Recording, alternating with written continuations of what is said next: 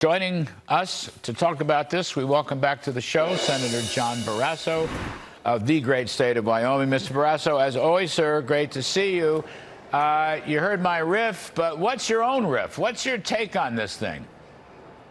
Well, Larry, great to be with you. This is the politics of panic, and it is much too little, too late. And the White House and Biden and every open border Democrat has a right to be panicked, because they know our open border is the #1 concern of American voters, and they know they let 10 million illegal immigrants into this country. That's what they've done over the years that Biden has been in office. So they have 94 executive orders that the Democrats have put forward opening the border, and now they have one that they say they're going to try to shut it down. This is campaign camouflage. That's all that it is. This is the Biden administration saying, oh my God, we know that we're in trouble. We know that the American people don't trust us on the border. We have to do something. We got to pretend we're doing something. Whereas if they really wanted to do something to secure the border, they would finish the wall. They would get rid of this policy, which is catch and release, and we'd restore the Remain in Mexico policy that worked so well when President Trump was in the White House. By the way, on that last point, the newly elected president of Mexico, the woman, she said she would cooperate to stop the immigration problem. She actually came out and said that. Obrador himself, AMLO, was cooperative with Trump. But then when Biden repealed all the executive orders, then, of course, Mexico turned its back and to this day has never restored the 25,000 troops that they put on the border to stop all this. As you well know, this history, Mr. Barrasso. Look, just a simple question. Who's going to enforce this, or how is this going to be enforced? Honestly, 2,500 per day for a week, then we go to 1,500, then we go up to 25. I mean, I don't understand this. We don't have the manpower. Already it's bad enough that the border authorities have been used as babysitters rather than actual military authorities to stop. I mean, how's this going to be enforced? I don't get it. Well, the open border Democrats have no interest in enforcing it. But they're interested in smoothing the flow instead of stopping the flood of illegal immigrants coming to this country. Remember, when Joe Biden walked into the White House that first day, our southern border was secure.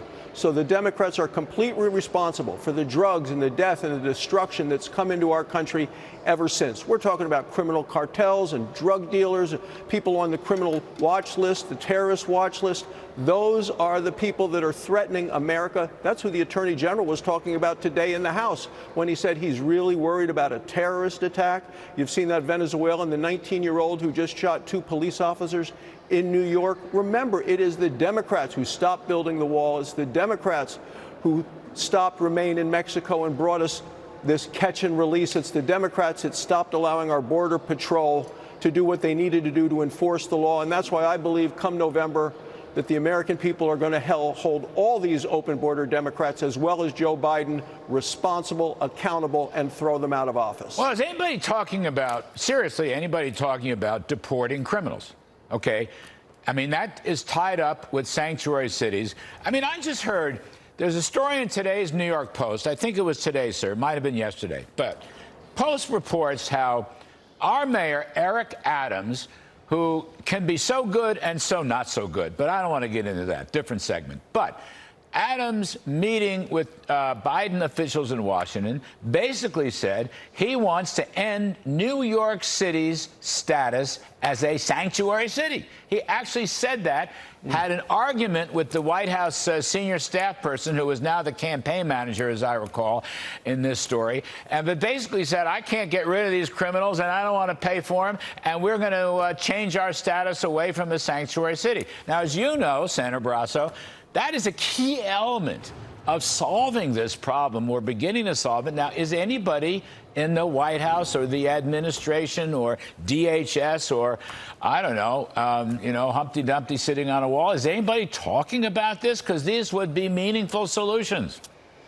Well, I agree with you, Larry. They would be meaningful solutions, but I don't think the Democrats actually want that. I think the Democrats love the fact that sanctuary cities are magnets for illegal immigrants. We see this in Colorado, in Denver. You see it in San Francisco. You see it in Chicago. And what that means is the more illegal immigrants that move there, they are now counted as part of the census. And as you know, the census, in my opinion, ought to be for U.S. citizens. It's not. It's for anybody that happens to be there. And they use the census to determine how many congressional seats a state gets, how many electoral college votes that state gets as well. So it impacts our elections. And so many of these blue states where people are leaving, they want out of there to get out of those states with high taxes and the crime and all of those things.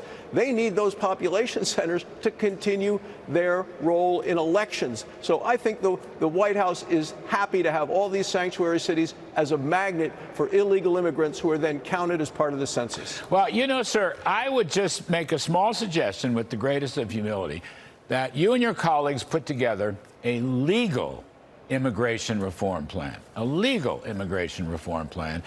And please feel free to borrow heavily from what many of us in the Trump administration worked on.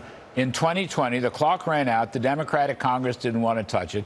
But it was based on, you may recall this, John, it was based on a point system. You know some civics, speak English, know some American history, show you can get a job or make an investment into an American business. We borrowed heavily from Canada and New Zealand and Australia, which have, frankly, very successful, much better legal systems than we have. I mean, I think it would be great to show the positive here, that here's what a legal system could look like. You know, all right, we're going to have to make, big changes, restore remain in Mexico and the wall and so forth, and deport the criminals and all that, yes.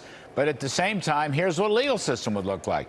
In other words, run on a positive platform. Democrats don't want to touch that one with a 20-foot pole. They never did. And it would only work if Donald Trump was back in the White House, because he would actually enforce the law. We have a lawless president right now in Joe Biden and lawless Democrats who will not enforce the law, even if that was the law that was passed. They're not enforcing the laws on the books now. There's not been a change in the laws since you and President Trump left the White House and Biden came in. The border was secure the day he came in, and no law has been changed. It's a matter of what they refuse to enforce, which is why we had 10 million illegal immigrants in the country today, with the crime and the drugs and the deaths of despair. And that's what's happened here because of Joe Biden and the open border Democrats. We need to clean house. Yeah, they're going to break the entitlement system. Trump is right. The cost of this thing is going to be so astronomical. They'll bust up Social Security and Medicare and Medicaid, for that matter. I mean, they're well on their way to doing that. I get it. I think the whole thing is a tragedy. This ain't going to solve anything. I agree with you about the lawlessness. I 100% agree. In the sanctuary city of Denver, south of Wyoming, where I live, the greatest state in the country, in Colorado, getting their sanctuary city, the demands of the illegal immigrants are costing the city so much that they've had to lay off police officers and lay off members of the fire department, and we're trying to recruit them to come to Wyoming if they're looking for work. Well, heck, you're right, sir. I mean, here in New York, they've thrown kids out, minority kids, out of school so they could make room to house the illegals. I mean, can you imagine that? And as you yourself said, tragically, 2 cops, New York's finest in Queens, were shot by some Venezuelan criminal who, of course, was an illegal. No, I get it, sir. But if you have a spare moment to phone calls, Brooke Rollins and Steve Miller and Chad Wolf, they helped put together the legal system proposals for Mr. Trump. You might want to check in. Just my 2 cents, Senator Barrasso, all these years I've known you. We need Donald Trump back in the White House. That's what we need. That will help solve this problem dramatically. Yes, sir.